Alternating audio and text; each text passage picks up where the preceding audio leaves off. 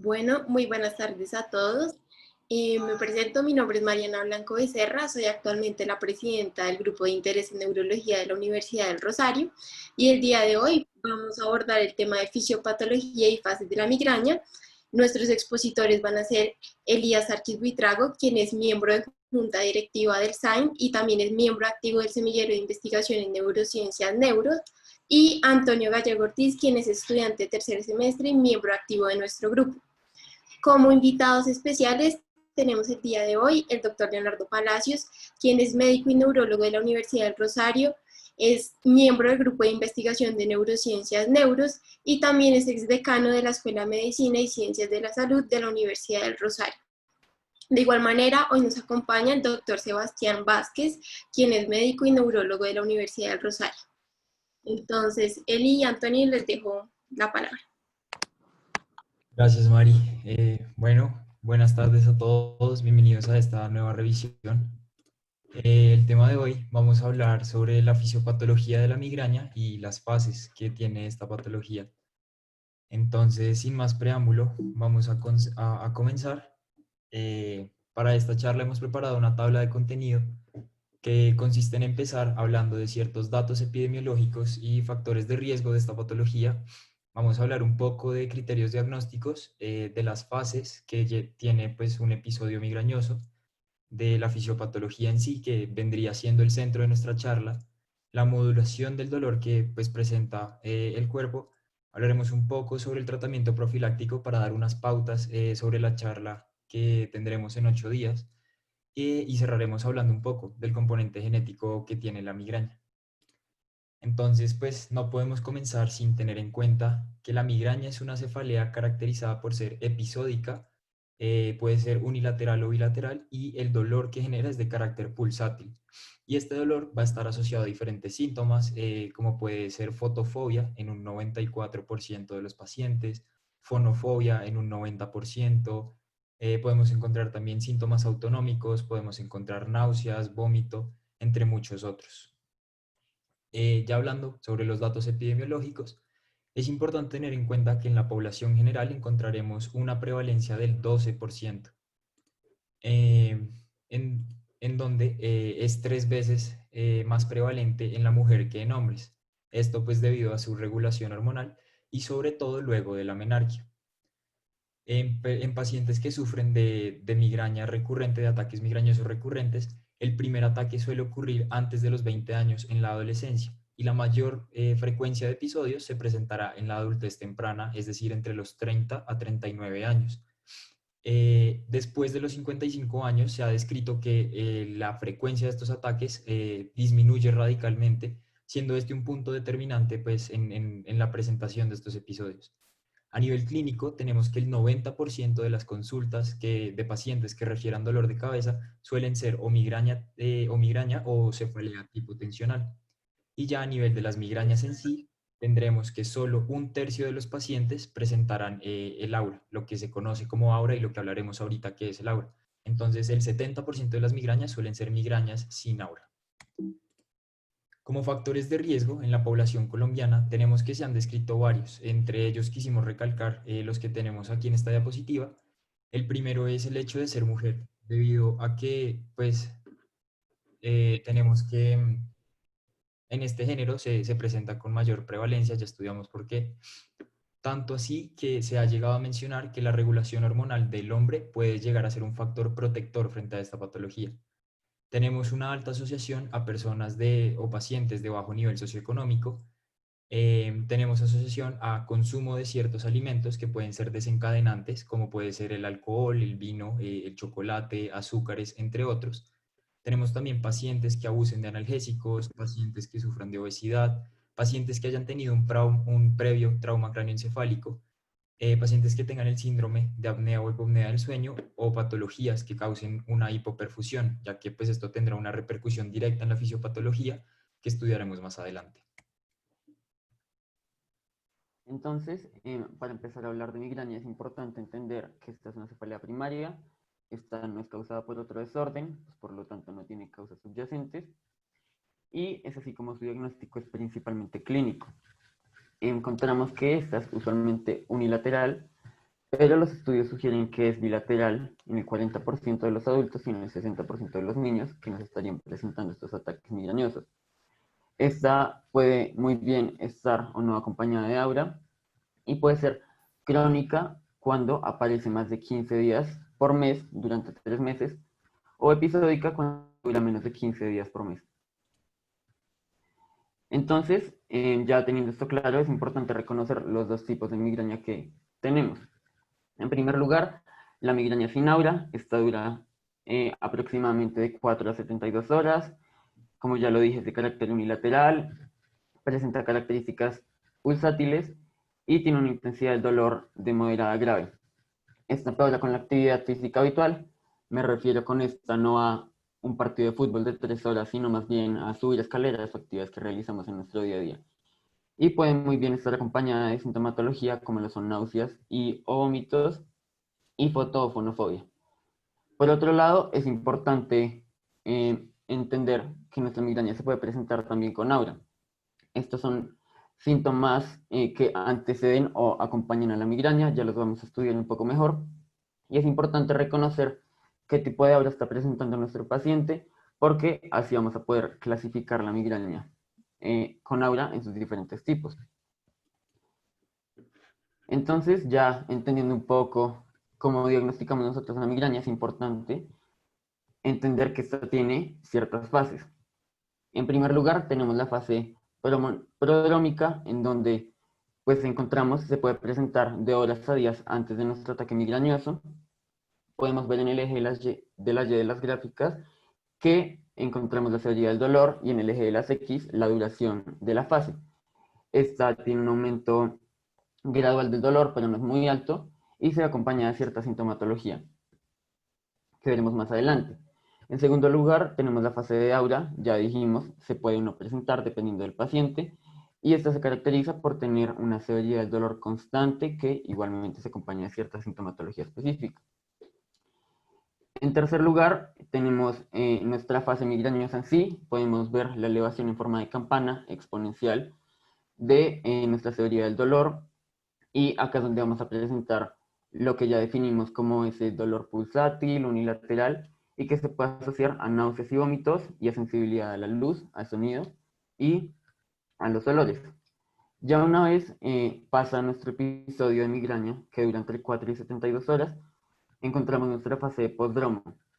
Esta pues se marcada por una gran disminución de la severidad del dolor y es esta fase que transcurre desde el momento en el que el paciente deja de tener la sintomatología de dolor pulsátil hasta que se encuentra completamente normal y puede durar aproximadamente 48 horas. Entonces, para empezar, tenemos nuestra fase prodrómica. Esta es la sintomatología no dolorosa, que muy bien, ya lo dije, ocurre de horas a días antes del desarrollo de la migraña. Está asociada con ciertos cambios cerebrales, pero se ha encontrado en los estudios que puede existir muchas veces en ausencia de estímulos dolorosos. No está directamente relacionado con estos. Los pacientes presentan distinta sintomatología, no todos presentan los mismos síntomas prodrómicos, pero sí se ha encontrado que los pacientes presentan los mismos síntomas como con respecto a ellos mismos. Entonces, esto nos da un carácter predictivo muy importante del inicio de la migraña. Inician aproximadamente 48 horas antes de esta y algunos de los síntomas que presentamos se pueden presentar en el resto de las fases, como es muy bien la fotofobia. Entonces encontramos que hay 4 grupos principales de estos síntomas. En primer lugar, tenemos nuestros cambios cognitivos y del humor. Puede ser personas que están presentando unos problemas en la concentración para leer, se están quejando como con estos síntomas relacionados con la memoria, están desorientados, confundidos y pueden presentar ciertos cambios en el humor, episodios depresivos, de irritabilidad y de euforia.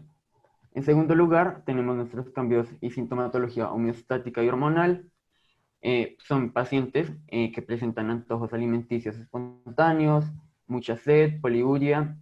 Un síntoma que se estudia muy bien y el que hablaremos más adelante es el bostezo. Y un ciclo de sueño alterado. Pueden ser pacientes que, como ya lo dije, depende más bien del paciente que del síntoma, nos presenten insomnio o hipersomnolencia, o pues puede que ninguno, y algunos cambios en la alteración. En tercer lugar, tenemos todas estas sintomatologías sensorial. Personas que nos están presentando ya en nombrada fotofobia, fonofobia, osmofobia y rigidez nucal, alodinia y náuseas. Mientras que, pues en cuarto y último lugar, tenemos nuestros síntomas autonómicos que pues hay presentes en muchos pacientes, pueden ser lagrimación, congestión nasal, rinorrea y como cambios en la sensación al tragar, ya depende más bien del paciente. Estos síntomas no se les atribuye una etiología concreta, pero sí se han relacionado con ciertas áreas corticales y subcorticales, ciertas regiones cerebrales. En primer lugar, tenemos la fatiga, en donde vamos a encontrar relacionadas muchísimas áreas corticales y subcorticales, pero cabe resaltar el locus coeruleus y el hipotálamo, y este último se ve relacionado también en algunos otros síntomas, como son la sed, poliuria, los antojos alimenticios y el bostezo. Este, aunque no suene mucho, es un síntoma que presentan muchísimos pacientes, por lo tanto, decimos que es un gran predictor de la migraña. Muchos pacientes ya tienen identificado este síntoma antes de sus ataques y está relacionado con la dopamina. Y es por eso que decimos que pues el hipotálamo, como ya lo mencioné, pero también la sustancia negra están estrechamente relacionados con este síntoma. La dopamina igualmente está relacionada en otros síntomas como son las náuseas y los síntomas cognitivos. Y un fun fact que se me hace súper interesante es que la migraña no es muy común en aquellas patologías en donde encontramos una reducción de la dopamina, como es muy bien conocido el Parkinson, por lo que estos pacientes no presentan casi síntomas migrañosos, y de aquí surge la teoría de que la dopamina está muy involucrada en el desarrollo de la fisiopatología de la migraña. Tenemos la rigidez nucal, está relacionada con un overlap que se ha estudiado entre los inputs de las neuronas cervicales y trigeminales hacia las neuronas del núcleo espinal del trigemino en sus paras caudales. La activación temprana de este sistema, antes de que las neuronas de segundo orden asciendan al tálamo, está muy relacionado con el mecanismo de producción de esta rigidez nucal. Los antojos alimenticios se relacionan con el péptido Y y con algunas estructuras como lo son el hipotálamo, los ganglios basales, pero también el sistema límbico, que nos estaría dando esta relación que tenemos nosotros entre la migraña y todas estas sensaciones emocionales que tenemos con respecto a ella. Y por último, tenemos la fotofobia, que se ha visto relacionado un aumento en la actividad de la corteza visual primaria, y las náuseas, que como ya lo dije, está relacionado con la dopamina principalmente y se asocia con un aumento en la actividad del área rostral dorsal medular. Bueno, siguiendo entonces con estas fases, ya encontramos el aura que sabemos que se va a presentar solo en el 30% de los casos de migraña. Y esto van a ser ya una sintomatología, un conjunto de síntomas que se van a presentar horas antes, horas o incluso minutos antes del episodio de dolor. Digamos que se han descrito 6 tipos de aura que cursan con una sintomatología muy bien definida. Entonces, por el lado del aura visual, tenemos pacientes que pueden tener escotomas, luces parpadeantes, y van a ser síntomas progresivos que van a ir aumentando a medida que va avanzando el aura, por decirlo así. A nivel sensitivo, tenemos pacientes que van a presentar parestesias, sobre todo en la cara y en las manos, pero pueden llegar a progresar tanto al tronco como a las piernas, y también van a presentar entumecimiento de los músculos. A nivel del aura del lenguaje, tenemos pacientes que van a tener dificultad para encontrar las palabras y expresarse, al igual que pues afasias.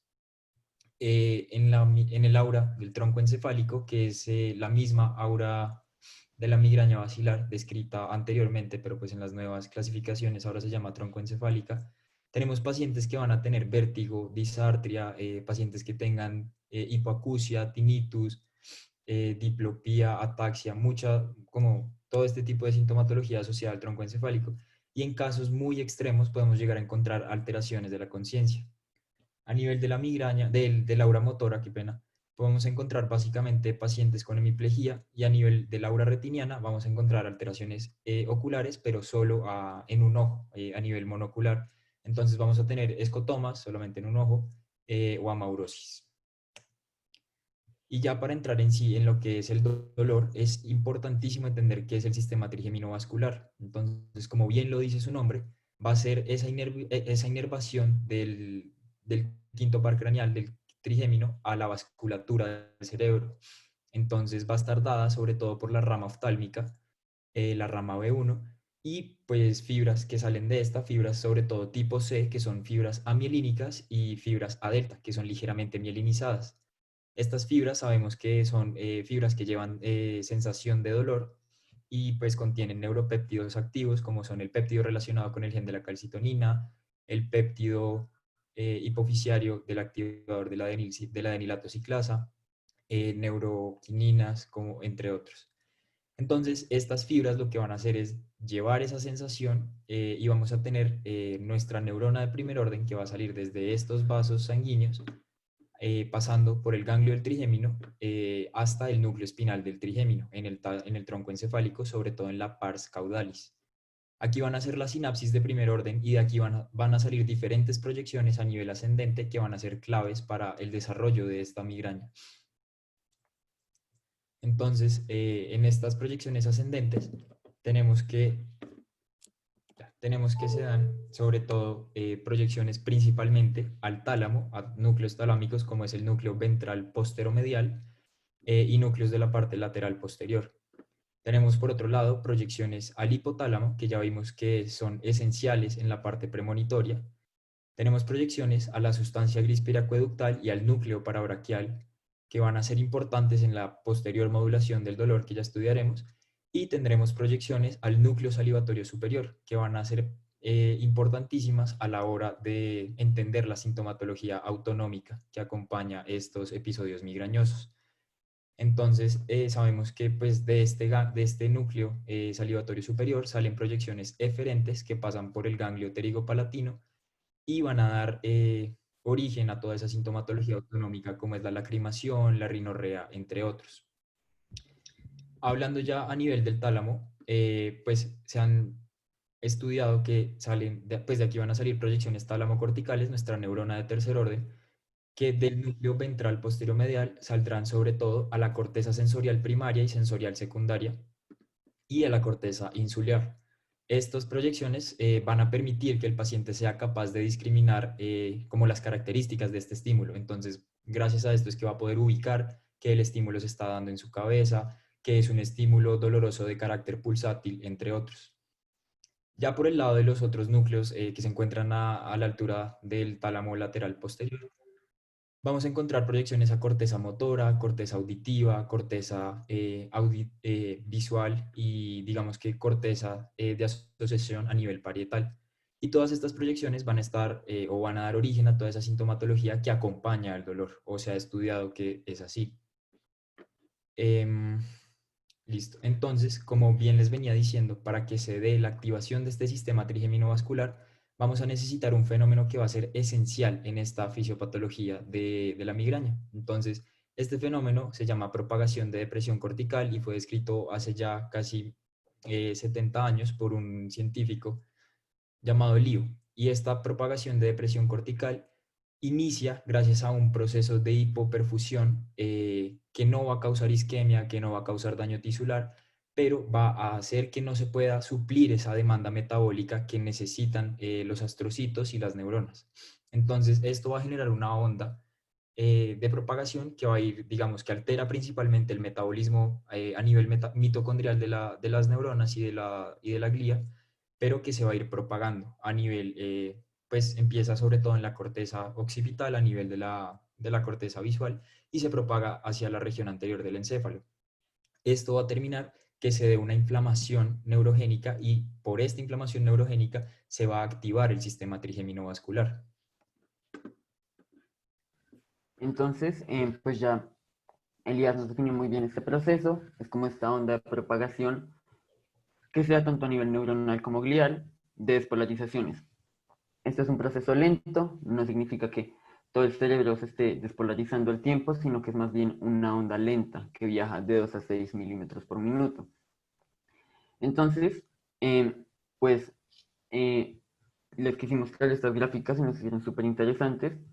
Son estudios electrofisiológicos que se realizaron en cerebros de ciertas ratas, en donde se indujo esta propagación de presión cortical en el área occipital, que es lo que nosotros vemos acá como pinprick en ambas gráficas.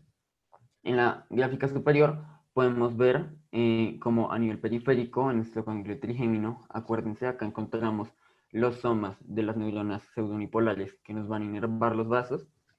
Encontramos una actividad normal de 0,2 spikes por segundo. En el momento en el que se inicia esta propagación de presión cortical, cerca del minuto 25-30, encontramos que la actividad se mantiene hasta que la onda de despolarizaciones llega a nuestro ganglio trigémino, donde vemos un aumento de las despolarizaciones a 1,36 spikes por segundo. Esto se haría ya más a nivel periférico, y hablando un poco más a nivel central, vemos cómo en el espinal del trigémino en su pars caudalis ocurre exactamente lo mismo, en donde vemos que se indujo esta propagación de presión cortical, tenemos una actividad normal de 31 spikes en 30 minutos, y en el momento en el que esta onda llega a nuestro núcleo, vamos a tener un aumento exponencial de la actividad a 2536 spikes en 90 minutos. Entonces, este fenómeno está muy bien relacionado con la sintomatología de aura. ¿Por qué? Inicia en la corteza occipital, en donde encontramos nosotros nuestra corteza visual primaria, y acá es donde se estarían dando todos estos síntomas visuales, los escotomas, las amaurosis, y mientras se propaga por todo el encéfalo es que se estarían dando estos síntomas visuales. En las ratas, esta propagación se demora alrededor de unos 20 a 30 minutos, pero en los humanos se conoce. En nuestra fase de aura se demora aproximadamente 60 minutos. Entonces esta es la teoría que se tiene como mejor explicación y la que más se relaciona con la aparición de nuestra aura visual. Entonces, como bien lo dice Antonio, esto digamos que se ha encontrado que tiene una relación directa con el aura, y posteriormente se acaba esta propagación de depresión cortical, va a dar una activación del sistema trigeminovascular que ya estudiamos. Esto por medio de la sensibilización de esas neuronas que están inervando la vasculatura, tanto de las meninges y pues incluso del encéfalo. Y esto se va a dar por medio, digamos, de el aumento de la permeabilidad vascular, la extravasación de proteínas plasmáticas, va a haber degranulación mastocitaria, iniciando así un proceso inflamatorio. Y el sistema trigeminovascular va a liberar péptidos inflamatorios, como el péptido relacionado con el gen de la calcitonina, entre otros, haciendo que el umbral de estas neuronas disminuya y pues respondan de manera más exacerbada a estímulos que pues si no estuvieran sensibilizadas no lo harían. Entonces, a nivel periférico podemos encontrar que se da precisamente por este proceso inflamatorio a nivel vascular, y tenemos la sensibilización central, que es la liberación de estos péptidos inflamatorios, pero a nivel de la neurona de segundo orden, pues que en este caso sería en el núcleo espinal del trigémino, o incluso en la neurona de tercer orden, que pues estamos hablando de la neurona tálamo-cortical. Esta sensibilización central es la que causa que los pacientes tengan alodinia en algunos casos. Y esto es lo que nos muestran estas gráficas. Entonces, en esta primera gráfica tenemos una neurona que no está sensibilizada, y al aplicarle ciertos estímulos vemos que tiene una respuesta normal, una respuesta de 3 spikes por segundo, o pues ya en un estímulo más fuerte, 12 spikes por segundo. Pero luego de que esta neurona es sensibilizada, podemos ver que ya genera una respuesta mucho más exacerbada, permitiéndonos hablar de 29 spikes por segundo o incluso de 35 spikes por segundo. Ya en esta gráfica de la derecha podemos ver exactamente lo mismo. En la parte de arriba pues tenemos neuronas del ganglio trigeminal, y en la parte de abajo ya tenemos pues esta medición a nivel del núcleo espinal del trigémino. Y en azul, entonces, pues veamos que tenemos esa respuesta no sensibilizada de las neuronas, en donde vemos una respuesta normal, sin ser muy exacerbada, mientras que en rojo ya tenemos respuesta un poco más exacerbada de neuronas. Entonces, miremos en esta gráfica de aquí abajo a la derecha, como respuesta a pasar un cepillo, hacer un poco de presión o un pellizco leve, pueden generar en estas neuronas sensibilizadas una respuesta mucho más exacerbada de lo que lo harían si no lo estuvieran. Para continuar con la última parte de la fisiopatología, debemos entender la parte de modulación endógena del dolor. Entonces, así como hay proyecciones ascendentes de este sistema trigeminovascular, también contamos con proyecciones descendentes que se van a encargar de esa modulación. Digamos que hoy trajimos tres tipos de modulación que se han descrito, que son la modulación cortical, la modulación hipotalámica y pues modulación de ciertos núcleos del tallo cerebral, en donde tenemos que principalmente la modulación se da por proyecciones descendentes de la corteza somatosensorial primaria y de la corteza insular, que van a llegar a este núcleo espinal del trigémino y van a ser capaces de exacerbar esa percepción del estímulo o de disminuirlo un poco. A nivel del hipotálamo, tenemos sobre todo proyecciones del núcleo paraventricular que van a poder liberar ciertos péptidos a nivel del núcleo espinal del trigémino, como son orexinas, oxitocinas, somatostatinas, entre otros, haciendo así que pues, este estímulo disminuya y no sea tan fuerte. Y a nivel de una modulación inespecífica, sabemos que se ha estudiado la acción de la sustancia gris periacueductal y la médula rostral ventromedial en el bulbo raquídeo, que tienen proyecciones a diferentes núcleos como el locus coeruleus, el núcleo del Rafe, entre otros, que van a tener proyecciones directas a las neuronas nociceptivas que están llevando esa sensación de dolor, teniendo así la capacidad de inhibirlas para pues, modular este estímulo doloroso. Entonces ya habiendo entendido nuestras tres primeras fases de la migraña, encontramos como última instancia el postdromo, que es este periodo que transcurre entre la resolución de la migraña pulsátil, esta sintomatología dolorosa, a cuando el paciente se siente completamente normal. Este lo encontramos presente en el 81 al 94% de los pacientes y dura entre 18 a 25.2 horas. Se ha visto asociada con varios mecanismos. El primero de ellos es que pues está un poco relacionado con el hecho de que los fármacos que utilizamos para tratar la migraña no nos están alterando estos mecanismos diencefálicos y del tallo que están relacionados con nuestra fisiopatología y nuestro desarrollo de la migraña. Lo pueden ser muy bien la sustancia gris periacueductal o el locus coeruleus. Pero también, y la teoría más aceptada, es que en el momento en el que ocurre nuestra activación encefálica y esta propagación de depresión cortical, esta evidentemente también va a llegar a nuestra región dorsal del puente, en donde evidentemente va a incluir la activación del locus coeruleus. Esto nos va a llevar a una vasoconstricción extendida en los vasos de las meninges, evidentemente, que va a estar mediada por un mecanismo alfa-vasoadenérgico.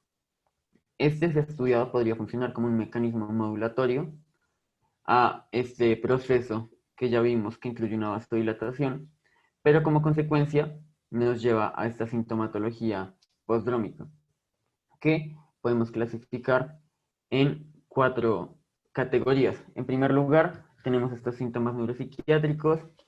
La verdad es que estos síntomas son muy parecidos a los que encontramos en la fase de prodromo.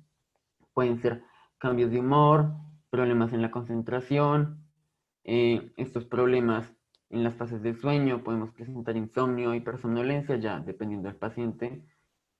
Estos síntomas sensoriales, como pues está muy bien descrito, fotofobia, fonofobia y algunas alteraciones en el discurso. En tercer lugar, tenemos estos síntomas gastrointestinales que nos sugieren que la migraña no solo viene acompañada de estos síntomas neurológicos, sino que va un poco más allá. Lo pueden ser náuseas, flatulencias, constipación, en casos severos, anorexia, vómitos, estos antojos alimenticios que ya les comenté, dolor abdominal y diarrea en algunos pacientes. Y por último tenemos estos síntomas generales, como llamas sistémicos, como lo son el cansancio y retención de líquidos. Entonces, ya habiendo entendido en nuestras 4 fases de la migraña, podemos entrar a hablar del tratamiento profiláctico. Este Básicamente nos va a buscar prevenir los ataques, reducir la frecuencia, la severidad y la disabilidad que está asociada a nuestra migraña, y eh, nos está reduciendo esta dependencia que tenemos a nuestro tratamiento abortivo, que se da principalmente en el momento en el que presentamos ya nuestros síntomas de dolor. Encontramos como primera línea nuestro tratamiento farmacológico. Este pues es el que ya conocemos: beta bloqueadores, algunos anticonvulsivantes, bloqueadores de canales de calcio, algunos antihipertensivos, y pues en algunas ocasiones unos antidepresivos. En segundo lugar, tenemos un derivado de la toxina botulínica A, en donde básicamente se van a realizar 31 inyecciones alrededor de 7 lugares en nuestra región craneofacial cervical, y este va a actuar mediante la inhibición del péptido relacionado con el gen de la calcitonina, al que ya nos referimos anteriormente, pues que está presente en nuestras neuronas nociceptivas periféricas, y pues por lo tanto también va a interferir en ciertos canales que están relacionados con la producción de los procesos de sensibilización. También tenemos como este tratamiento profiláctico el topiramato, que básicamente nos va a prevenir la propagación de presión cortical. Se ha estudiado muy bien, funciona muy bien como profilaxis, pero el problema que se le ha encontrado es que está asociado a ciertos síntomas, como los son parestesia, problemas de memoria, problemas en la concentración, fatiga y náuseas, pues que evidentemente no estamos buscando en los pacientes. Tenemos también nuestros antagonistas del receptor del péptido relacionado con el gen de la calcitonina, que nos van a inhibir de forma central y periférica estos receptores. Encontramos que hay 3 fármacos en estudio, pero estos se utilizan principalmente para migraña episódica. Y pues nuestro tratamiento profiláctico lo buscamos más para la migraña crónica, por lo que 2 de estos, el atogepant y el rimegepant, han estado en estudios como profilaxis para migraña crónica. Tenemos también los anticuerpos monoclonales contra el péptido relacionado con el gen de la calcitonina y su receptor, que básicamente se nos van a unir a este ligando o a su receptor, evidentemente, y lo que buscan es neutralizar los efectos que se generan cuando estos se encuentran en concentraciones excesivas. Tienen una vida muy alta, por lo que se ha sugerido que la dosis se aplica una vez mensual, y al mismo tiempo no pasan la barrera hematoencefálica y evidentemente no tienen un metabolismo hepático, por lo que no está relacionado con hepatotoxicidad. En casos severos, pacientes que no responden a ningún tratamiento profiláctico, se ha empezado a estudiar la neuroestimulación periférica no invasiva, pero ya como terapia de último recurso. Esta terapia puede muy bien complementarse con algunas técnicas no farmacológicas, por así decirlo. Tenemos estas técnicas del comportamiento, puede ser una terapia cognitiva, aumento de ejercicio, manejo de estrés. Tenemos terapias físicas alternativas, lo es muy bien la acupuntura, se está estudiando. Y tenemos también esta terapia nutracéutica, que está relacionada como con la nutrición de nuestro paciente y cómo reacciona a la terapia. Sobre esta última me quiero referir. Están en estudios el magnesio suplementario, porque se ha encontrado que nuestros pacientes con migraña presentan una reducción en los niveles, y la administración por vía oral nos puede reducir la frecuencia y la intensidad de estos ataques. La riboflavina, que es nuestra vitamina B2, se ha encontrado, tiene propiedades neuroprotectoras, nos alivia el estrés oxidativo, nos disminuye la disfunción mitocondrial y la neuroinflamación de la que ya hablamos, y pues se ha encontrado que tiene efectos a altas dosis y no es muy costosa, por lo que se recomienda este tratamiento. Tenemos por último, dentro de nuestra terapia nutracéutica, la coenzima Q10. Esta básicamente es un cofactor esencial en la cadena de transporte de electrones y tiene, pues por lo tanto, algunas propiedades antioxidantes, y nos va a buscar reducir más la frecuencia de nuestros ataques migrañosos. Y ya para cerrar la charla, queríamos hablarles un poco de la genética que está detrás de la aparición de la migraña. Se ha encontrado que la migraña común en la mayoría de los casos es una enfermedad multifactorial. Me refiero a esto, es una combinación entre múltiples genes y ciertos factores ambientales que ya mencionamos, y la relación entre ellos es lo que nos va a desencadenar la producción de la migraña. Pueden ser mutaciones en canales, en receptores, en sistemas enzimáticos, que finalmente nos van a aumentar la susceptibilidad a la migraña. Esta está relacionada con mutaciones, se ha encontrado muy relacionado con mutaciones en la MTHFR, en donde tenemos un cambio de una citosina en la posición 677 por una timina, en donde pues esta proteína nos va a participar en la vía del folato. A nivel proteico ya encontramos que este cambio nos va a generar una sustitución de una valina por una alanina en el dominio catalítico de esta proteína, por lo que se va a encontrar una disminución del 50% de la actividad. Y algunos estudios encuentran más asociados este alelo T con la migraña con aura que pues, con la migraña sin aura. Se han estudiado, estas variaciones pueden ser muy bien SNPs, cambios en un solo nucleótido, inserciones o lesiones pequeñas, repeticiones en tándem, pequeñas, pero la mayoría de nuestros estudios se están enfocando a identificar los SNPs que están relacionados, ya sea con aumentar o disminuir el riesgo de la migraña. Y pues como es una enfermedad multifactorial, estas variables nos pueden contribuir a la susceptibilidad de la migraña, pero por sí solas no son suficientes para causarla.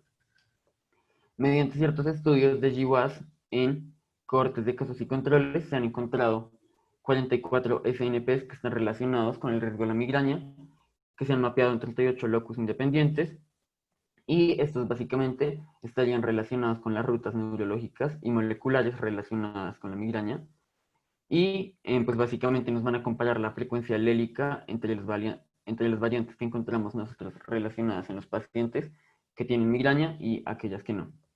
Y por último, que es un caso sumamente curioso, es la migraña hemipléjica familiar. Esta se ha encontrado tiene una herencia de patrón monogénico que nos va a causar ciertas canalopatías. El 50% de estas mutaciones se encuentran en el cromosoma 19p13. Tiene un patrón de herencia autosómico dominante que es altamente penetrante. Encontramos tres tipos principales. El primero nos va a traer mutaciones en el gen CAGNA1A. Este nos codifica para la subunidad alfa-1 del canal de calcio tipo PQ y lo encontramos en el 50% de las familias. El tipo 2 está relacionado con estas alteraciones en el gen ATP1A2, que básicamente nos va a codificar para la subunidad alfa-2 de la bomba sodio-potasio ATPasa. Esta mutación es muy curiosa, nos resulta en un menor gradiente electroquímico de sodio, este se disminuye y lo vamos a encontrar en el 20% de las familias. Mientras que pues en el tipo 3, de pronto no es tan común como las otras dos, pero vemos mutaciones en el gen SCN1A. Este básicamente nos codifica para la subunidad alfa-1 del canal voltaje dependiente NaV1,1 y nos va a generar una ganancia de función.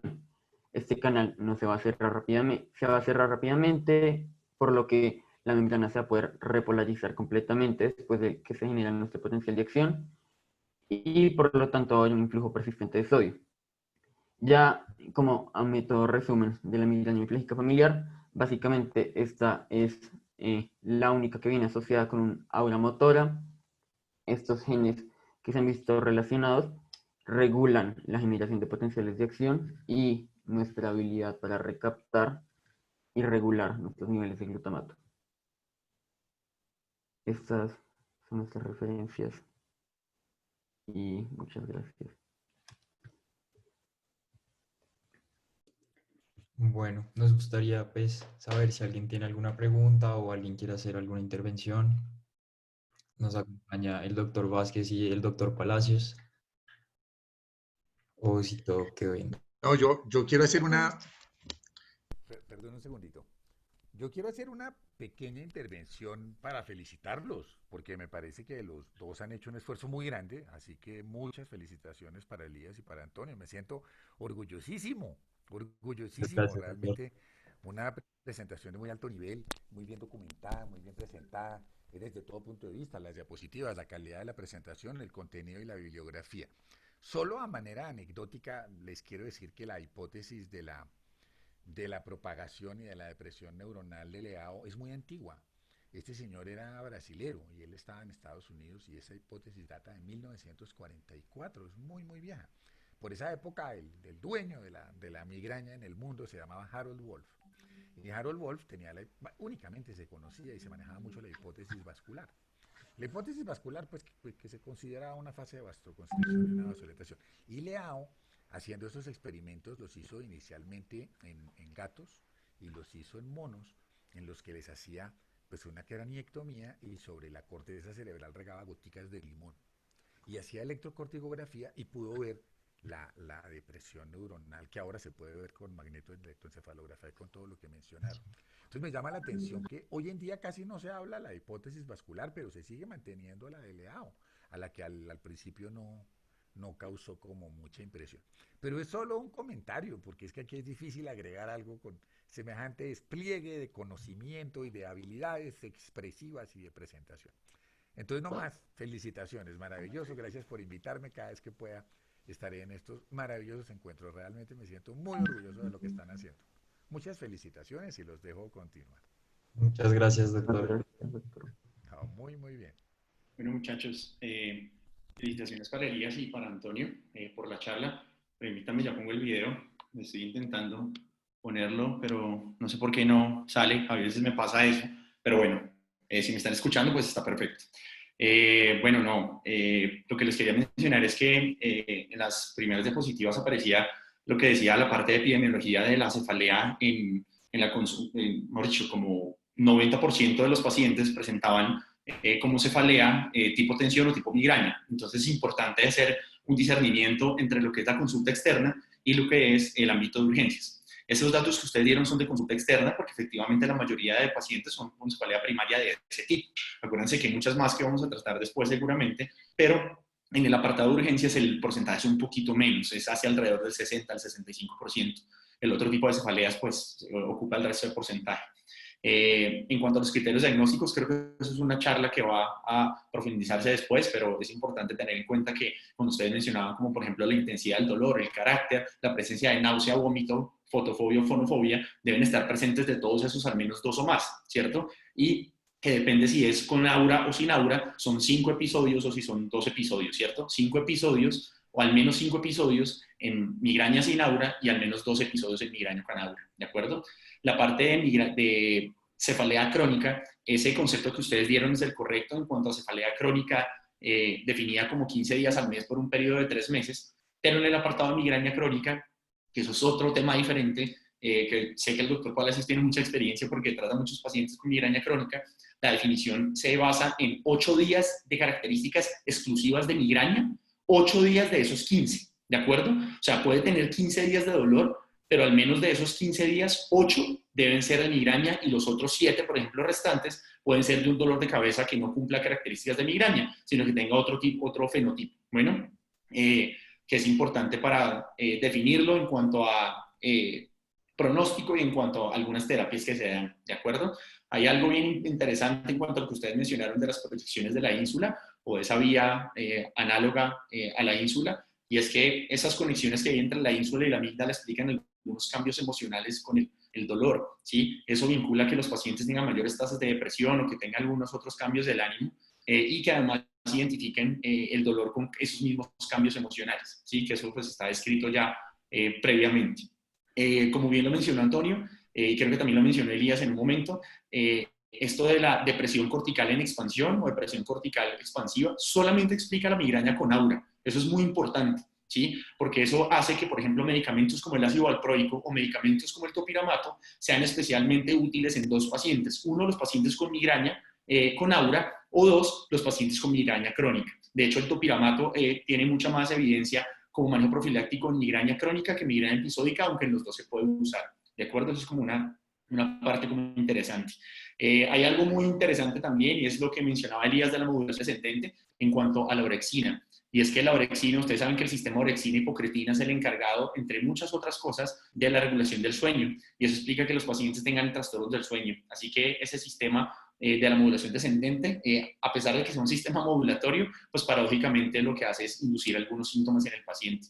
Y algo que les quería mencionar muy importante, aparte de todo lo que ustedes ya mencionaron, es que no solo hay factores de riesgo de migraña, sino la migraña es factor de riesgo para otras cosas, ¿sí? A mí me gusta mucho la parte vascular y la parte del cuidado neurocrítico, entonces les voy a mencionar algo de migraña y ACV isquémico. Y es que la migraña con aura es un factor de riesgo claro para ACV isquémico, tanto que el hecho de tener migraña con aura aumenta 25 veces más la posibilidad de un ACV isquémico. Entonces eso es algo muy importante porque es considerado un factor de riesgo vascular.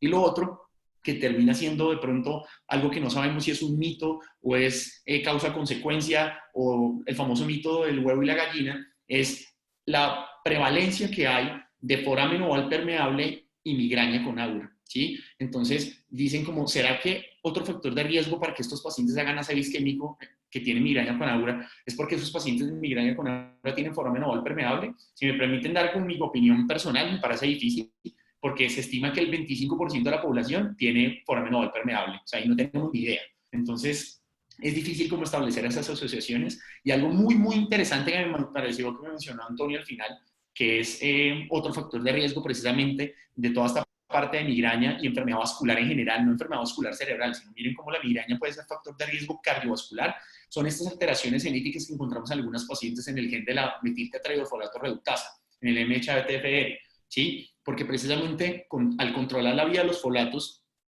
hace algunas alteraciones que se reflejan en los niveles de homocisteína. Y ustedes saben que la hiperhomocisteinemia se ha descrito como factor de riesgo vascular. Entonces, estas son algunas teorías que se han planteado con algunos de los neurólogos vasculares. He tenido la oportunidad de trabajar y de discutir algunas cosas y se los quería mencionar. Por último, nada, muchachos, felicidades de nuevo, un abrazo. Y nada, recuerden la bibliografía, que digamos esto es más para eventos internacionales. La bibliografía siempre debe estar al lado de la diapositiva. Yo sé que ustedes a veces la hacen al principio o al final, pero hay algunos artículos muy chéveres que ustedes incluyeron de Nature y de Lancet y varias fuentes chéveres que muchas veces cuando uno está viendo la diapositiva es chévere saber de dónde salió, y eso motiva como a las personas que están viendo, los espectadores, para que puedan consultar la bibliografía cuando está ahí como al pie de la diapositiva. No más, muchachos. Muchísimas gracias, doctor. Pues sí, no tengo ningún otro comentario. Bueno, respecto a la bibliografía, digamos que tenemos una convención en la presentación. Igualmente, si alguien está interesado en la bibliografía, nos escribe y con mucho gusto se la podemos pasar. No hay ningún problema. Básicamente, pues son revisiones temáticas. Y bueno, no siendo más, no sé si alguien tiene alguna pregunta o algún otro comentario. Elías, felicitaciones tanto Elías como Antonio por esta charla. Me sumo a los comentarios del doctor Palacios y del doctor Sebastián, sobre todo porque sé que ustedes están apenas entrando a este mundo de neuro y creo que cumplieron supremamente bien con la expectativa e hicieron una muy buena revisión. Tuvimos una pregunta de Morgan Blanco que dice cómo sería el tratamiento escalonado de la migraña. Pues, sin embargo, no vamos a abordar todo eso hoy porque vamos a tener una charla específica de migraña, pero no sé si alguno de ustedes o alguno de los doctores quisiera contarnos muy rápidamente cuáles serían uno o dos pilares del tratamiento como para el abrebocas de la próxima reunión. Adelante, Sebastián, adelante. Sebastián es un duro en eso.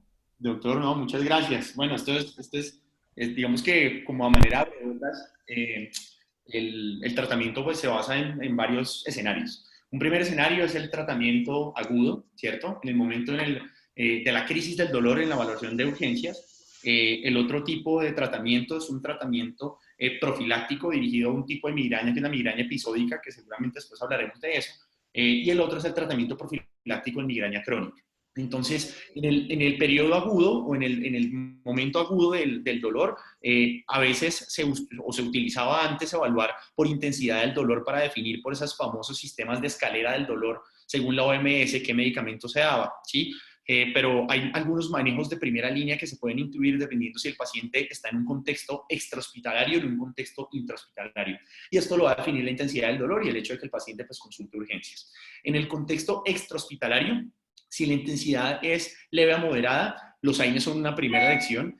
Hay bastantes estudios que soportan la evidencia de AINES como ibuprofeno o naproxeno, y se prefiere idealmente el uso de naproxeno porque parece que tiene un mayor control del dolor en cuanto a las horas en las que se instaura esa mejoría del dolor, y es un medicamento que le va muy bien a los pacientes. Hay estudios que antes se habían realizado hace bastante tiempo con aspirina a dosis de 1000 miligramos, aspirina oral, ¿sí? Y a los pacientes les iba también muy bien. Pasó como un periodo de tiempo en el que dejaron de hacerse estudios, y estos estudios estaban fundamentalmente realizados por una persona muy importante en el ámbito de cefalea y la neurología vascular, que es el doctor Hans-Christoph Diener.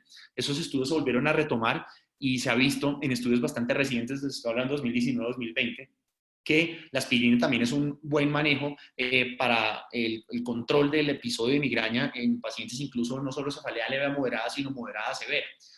Otros medicamentos que se pueden usar son los triptanes. Ustedes saben que hay triptanes orales o tenemos también triptanes intranasales, ¿cierto? Eso pues ya lo veremos en cuanto a presentaciones, a formas farmacéuticas en la charla, pero se puede incluir también porque hay medicamentos que incluso combinan un AINE y combinan un triptán, ¿sí? Por ejemplo, hay un medicamento de nombre comercial TRAS, que es el naproxeno sumatriptán, que combina estos dos mecanismos, ¿cierto? El naproxeno como AINE y el sumatriptán como antagonista serotoninérgico del receptor 5-hidroxitriptamina, y que nos podría también servir bastante bien. La Academia Americana de Cefalea sacó un task force en el 2017 que habla de los medicamentos de primera línea de servicio de urgencias, y hoy incluyeron 3. La primera son los antagonistas dopaminérgicos, entre ellos incluyeron la prochlorperacina y la metoclopramida. De segunda línea incluyeron los medicamentos ergotamínicos, la ergotamina IV, como coadyuvante, mejor dicho, ¿sí? Y la tercera línea se fundamentó en AINES, o la tercera línea o la tercera opción, en AINES intravenosos, ¿sí? Ahí estaba el diclofenaco, o parenterales, más bien, el diclofenaco, el ketorolaco, que son también muy buenas opciones. Es importante que ustedes tengan en cuenta que la metoclopramida no solamente sirve como antiemético, sino sirve como analgésico, precisamente por ese efecto dopaminérgico que mencionaba Antonio, que es muy importante en algunas fases de la migraña, especialmente en esa fase de aura, o en la fase en la cual los síntomas alcanzan su pico. Entonces la metoclopramida funcionaría también como un fármaco analgésico. Tengan en cuenta lo que hablamos en algún momento en cuanto a efectos adversos de este tipo de medicamentos, de los antagonistas dopaminérgicos, que son efectos principalmente desde el punto de vista extrapiramidal, destacándose la acaticia, las distonías, ¿sí? El temblor, y pues hay casos exóticos en los que se puedan presentar otras cosas como parkinsonismo, ¿no? Pero es muy frecuente la acaticia en esos pacientes. Entonces, siempre que manejen metoclopramida, tengan mucho cuidado con eso. Hay clínicas de cefalea muy dedicadas a esto y servicios de urgencias que tienen disponibilidad de un cefalólogo, en los cuales se incluyen, o de neurólogos expertos en el manejo de cefalea, en los cuales se incluye el manejo con haloperidol. Acuérdense que el haloperidol es un antagonista dopaminérgico, los receptores de 2 de dopamina. Y hay ciertas preparaciones o ciertas infusiones o esquemas de haloperidol que a los pacientes les va muy bien, siempre y cuando se haga una toma previa de un electrocardiograma, sabiendo que el haloperidol pues tiene riesgo de prolongación del QT. Quiere decir que la metoclopramida no, pero el haloperidol pues lo tiene muy importante. Hay un medicamento que usamos en Colombia que hacia los años 70, de pronto un poco más, el doctor Palacios me corregirá, ya descontinuaron de los Estados Unidos, que es la dipirona. Hoy en día, pues en los servicios de urgencia se sigue usando mucho la dipirona, especialmente en hospitales de segundo o tercer nivel, pero también en clínicas de alta complejidad se usa mucho la dipirona. Hay estudios mexicanos, estudios, si no estoy mal, chilenos, que incluyen el manejo con metoclopramida y dipirona, y a los pacientes les va muy bien. Ahorita quisiera escuchar al doctor Palacios cuál es el concepto de él sobre el manejo de los líquidos en urgencias. Siempre hay un concepto o un mito, una tradición oral, que puede usar la expresión, pero abro comillas, échele agua al paciente para que se le quite el dolor, ¿sí? Esto ha sido sometido como a varias revisiones de la comunidad Cochrane, que han mencionado que no necesariamente el manejo con líquidos o en bolos o en infusión mejora la cefalea de los pacientes. En algunos vemos que sí, vemos que los pacientes con deshidratación o que hay signos clínicos incipientes de deshidratación, cuando se inicia el manejo con cristaloides, los pacientes sí tienen una mejoría y hay otros que no. Entonces es un punto como bastante curioso que ahorita pues también me gustaría mencionarle al doctor. Y ya desde el punto de vista del manejo profiláctico hay unas indicaciones. El manejo profiláctico está indicado básicamente en migraña crónica, 1. 2, puede estar indicado según la frecuencia del dolor. es decir, de 3 a 4 ataques al mes de migraña. 3, si el dolor interrumpe o afecta la calidad del paciente. Y 4, en el paciente que tiene cefalea por sobreuso de analgésicos. Hay una quinta indicación que podría ser la preferencia del paciente, y hay algunas otras cosas en las que uno debe individualizar caso por caso, porque pues no todo es como una receta o una prescripción, sino hay que individualizar cada caso. Y entre estos fármacos profilácticos hay distintas opciones. No lo voy a mencionar tanto por líneas, porque sí las hay, que les voy a mencionar, por ejemplo, que el ácido valproico y el propranolol son manejos de primera línea, y hay manejos de segunda línea, como por ejemplo los antagonistas del receptor de angiotensina, que es el candesartán, ¿sí? O manejos de tercera línea o de cuarta línea, que incluso ya no se usan la spinaricina, que a veces lo usan los neuropediatras. Entonces uno sabe, dependiendo de la línea del tratamiento, qué opciones le ofrece al paciente. Pero hay varias. Tenemos los betabloqueadores, que ya les di un ejemplo. Tenemos antiepilépticos como el ácido valproico y el topiramato. Tenemos otras opciones también que involucran fármacos con mecanismos con efecto, algunos con efecto antidepresivo, con efecto modulador del ánimo, como la venlafaxina. La venlafaxina es un medicamento que se sirve mucho a las pacientes que tienen trastornos de ansiedad, que tienen trastornos depresivos concomitantes. Entonces se ha usado también la venlafaxina. Ya les hablé del candesartán y pues por supuesto la toxina botulínica, que está aprobada para migraña crónica. Eso pues después ustedes lo van a hablar mejor, pero la toxina botulínica no se usa en tratamiento de profilaxis de migraña episódica, sino se usa como migraña crónica. El protocolo más famoso se llama el protocolo PREEMPT y está hecho con la marca Botox o la casa comercial Botox, y efectivamente son los 31 puntos que mencionaba Antonio en algún momento, que pues pienso que eso es una charla completamente diferente. Hoy en día están tomando como mucha fuerza estos medicamentos que estaban mencionando los dos, tanto Antonio como Elías, que son los antagonistas o los moduladores, voy a mencionarlo mejor, del receptor del péptido relacionado con el gen de la calcitonina. Esa molécula es la más, quizás de las más importantes, porque induce tanto salinización periférica como sensibilización central, y hace parte de la sopa inflamatoria, y hace parte de algunos cambios vasculares.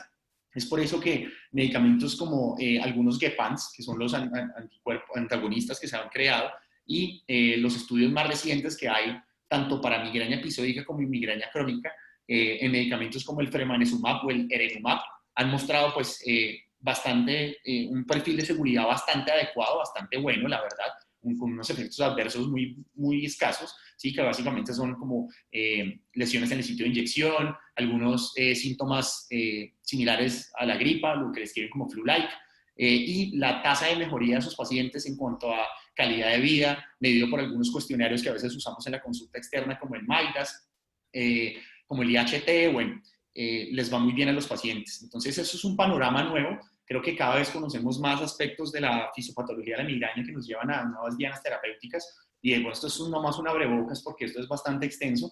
De tratamiento, además, complementario a la migraña, hay cosas súper interesantes que el doctor Palacio sabe bastante bien. Aspectos muy interesantes relacionados, por ejemplo, con yoga, con ayurveda, con acupuntura, aspectos relacionados con musicoterapia, son cosas bastante interesantes. Y lo de la modulación neural sí pienso que es también otro tema diferente.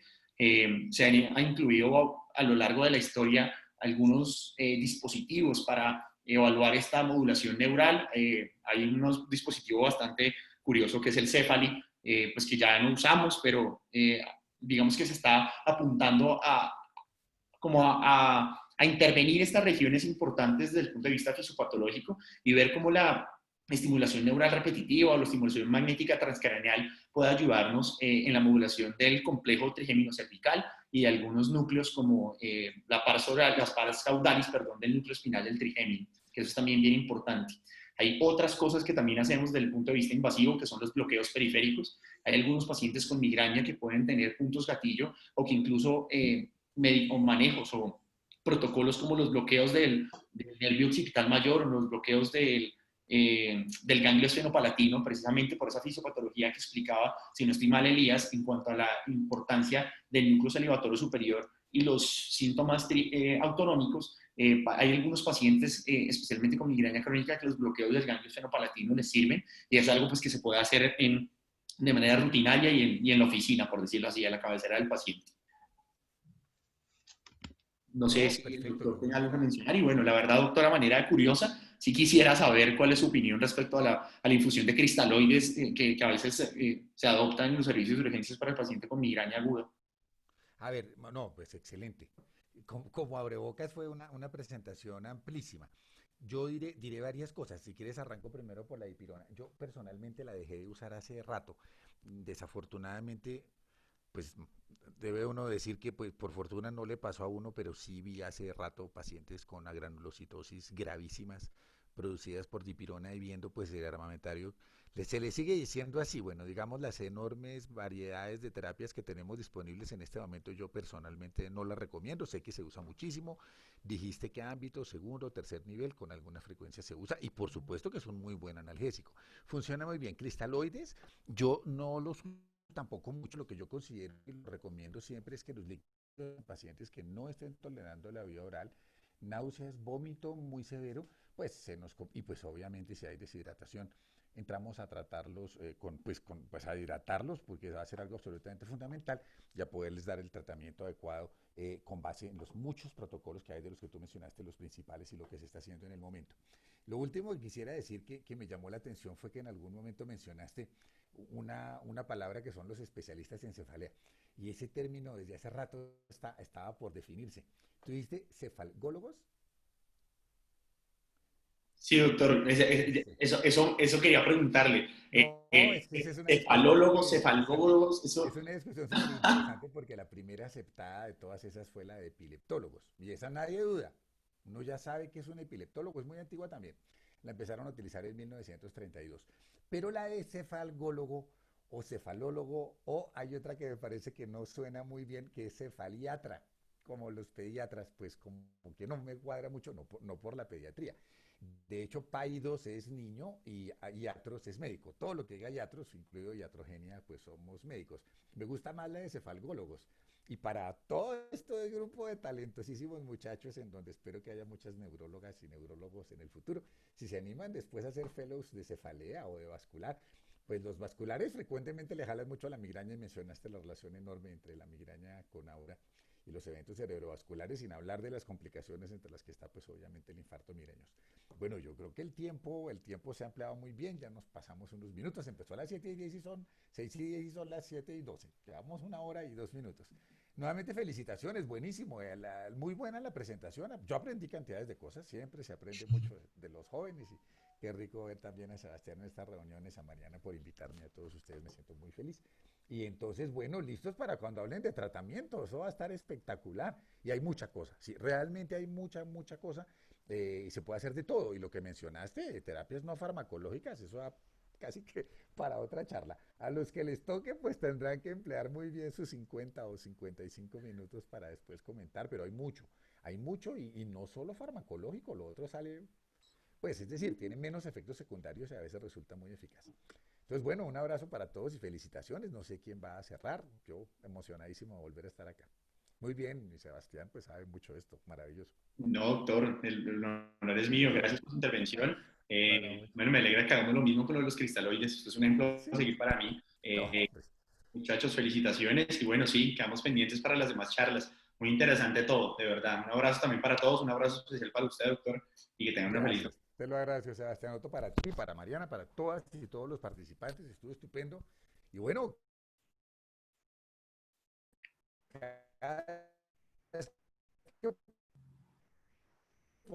vamos aquí estaremos.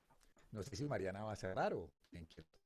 Sí, bueno, antes que nada agradecer a todos los asistentes el día de hoy y extender las felicitaciones a Antonio y a Elías, pues quien se ha destacado y pues actualmente también es miembro de Junta. Entonces, muchas gracias por la presentación, gracias al doctor Sebastián y al doctor Palacios por acompañarnos el día de hoy y ya súper invitados al resto de las charlas de este módulo. Gracias, Mari. Gracias a todos por su asistencia y que tengan buena noche.